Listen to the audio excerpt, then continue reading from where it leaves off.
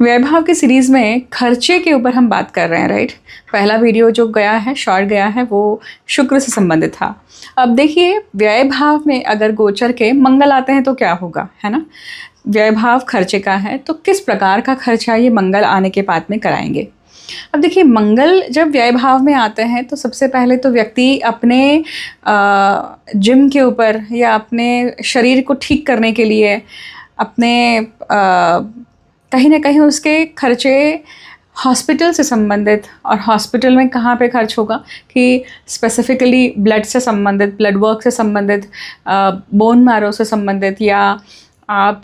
Defence अगर कोई सीखना चाह रहे हैं तो उससे संबंधित हो सकता है।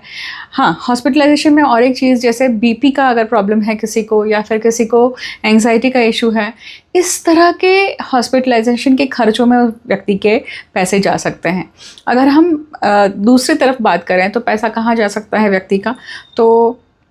डिफेंस की तरफ, या ऐसा कोई व्यक्ति जिसके जो पुलिस में है या डिफेंस में है या फिर आर्मी में है या फिर किसी प्रकार से कोई भी अग्नि से संबंधित काम करता है, इस तरह के व्यवहार में या फिर इस तरह के लोगों को पैसा आपका जाएगा, या फिर आप पैसा देते हैं उधार ऐसे समय पे। मंगल जब व्यय भाव में होते हैं तो व्यक्ति बड़ा अग्रेसिव होता है किस चीज़ को लेकर, तो व्यक्ति कुछ नई कला को सीखने के लिए भी अग्रसर हो सकता है, जैसे कुंफू हुआ या फिर ताइक्वांडो हुआ या फिर कोई ऐसी डिफेंस मैकेनिज़्म है, उस चीज़ को सीखने के लिए भी व्यक्ति यहाँ पे प्रवृत्त हो सकता है और वहाँ पे भी उसका पैसा जा सकता है। और देखिए कि ये मंगल व्यय भाव में है, व्यय भाव का किस चीज़ का है, तो शय्या सुख का भी है। अब यहाँ पे मंगल की ऊर्जा सबसे ज़्यादा खर्च कहाँ होती है, मतलब मंगल व्यक्ति की जो ऊर्जा है, मतलब शक्ति है, वो उसके झगड़े में जाती है बहुत बार, और वो खास करके ऐसे झगड़े होते हैं जो बेड पे होते हैं।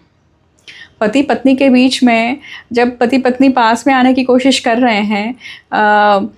उसी समय पे कुछ न कुछ ऐसा झगड़ा निकलता है, स्पेसिफिकली ईगो को लेकर, अहंकार को लेकर, किसी ज़िद को लेकर, किसी स्टबर्ननेस को लेकर, और किसी और व्यक्ति को लेकर या किसी और बात को लेकर झगड़ा होगा, और वो बात वहाँ पे बतंगड़ बन जाएगी इस तरह से। अब इससे बचने के लिए क्या कर सकते हैं, तो मंगल जो है, वो मंगल के अधिष्ठात्री देव जो है स्कंद है